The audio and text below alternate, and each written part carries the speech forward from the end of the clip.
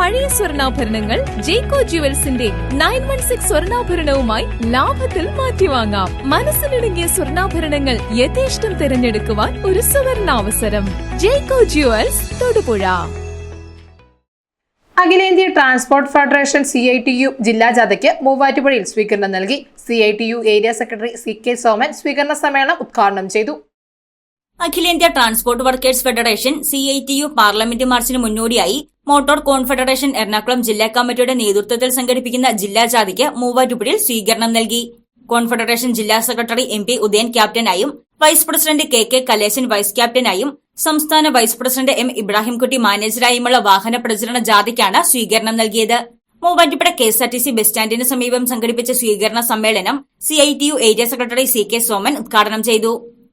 ഈ മാസം 24-ാം തീയതി യൂണിയൻ ഗവൺമെന്റ് തൊഴിലാളികളോടെടുക്കുന്ന തെറ്റായ നയങ്ങൾ തിരുത്തണമെന്ന് ആവശ്യപ്പെട്ടുകൊണ്ട് 10,000-കണക്കിന് തൊഴിലാളികളാണ് പാർലമെന്റ് മാർച്ച് നടത്തുന്നത്.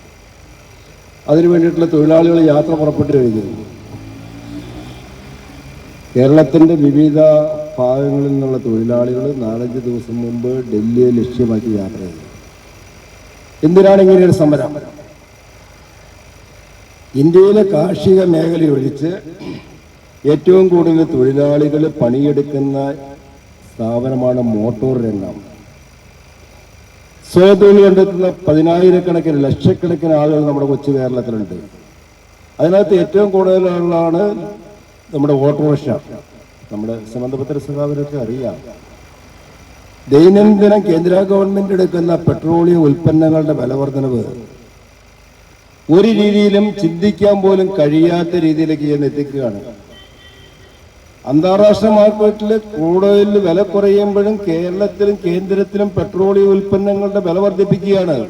ഇത് ആരുടെ താല്പര്യം സംരക്ഷിക്കാനാണ്? ഇപ്പൊ 7 ആവശ്യങ്ങൾ ഉന്നയിച്ചുകൊണ്ട് ലക്ഷക്കണക്കിന് തൊഴിലാളികൾ സമരം നടത്തുന്നത് ഒരു നേരത്തെ ആഹാരം കഴിക്കാൻ വേണ്ടിയിട്ടാണ്.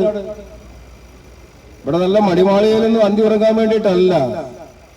കാലത്ത് തൊട്ടൊരു തൊഴിലാളി പണിയെടുത്തു കഴിഞ്ഞാൽ കേരളത്തിൽ മെച്ചപ്പെട്ട ജീവിത സാഹചര്യം ഉള്ളത് കൊണ്ട് ഒരു 10-700 റുപ്യ വേണം.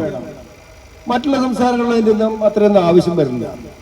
കാരണം കേരളത്തിലെ ജനങ്ങള്, തൊഴിലാളികള് അവർ സംഘടിച്ച് മെച്ചപ്പെട്ട ജീവിതത്തിലേക്ക് പോവുകയാണ്. മോട്ടോർ വാഹന ഭേദഗതി നിയമം 2019 നിർദ്ദേശങ്ങൾ പിൻവലിക്കുക, രാജ്യത്തെ മോട്ടോർ തൊഴിലാളികൾക്ക് ക്ഷേമ പദ്ധതികൾ പ്രഖ്യാപിക്കുക തുടങ്ങിയ ആവശ്യങ്ങൾ ഉന്നയിച്ചാണ് മാർച്ച് സംഘടിപ്പിക്കുന്നത്. കോൺഫെഡറേഷൻ ജില്ലാ സെക്രട്ടറി MP ഉദയൻ, കോൺഫെഡറേഷൻ ജില്ലാ കമ്മിറ്റി അംഗം VU Hamsa, CPIM area secretary Aneesha Mathew, CITU area vice president KG Anilkumar, വിവിധ ട്രേഡ് യൂണിയൻ നേതാക്കൾ തുടങ്ങിയവർ പ്രസംഗിച്ചു. News desk Muvattupuzha news. അഹല്യയിലെ വിദഗ്ധരായ ഡോക്ടർമാരുടെ ചികിത്സ കൊണ്ട് എനിക്ക് എന്റെ കാഴ്ചശക്തി പൂർണ്ണമായും തിരിച്ചു കിട്ടി. ഇപ്പൊ എനിക്ക് ഈസിയായി വായിക്കാം. നേത്ര സംരക്ഷണത്തിന് നമ്മുടെ Ahalya. Ahalya foundation eye hospital, കേരളത്തിൽ എല്ലായിടത്തും.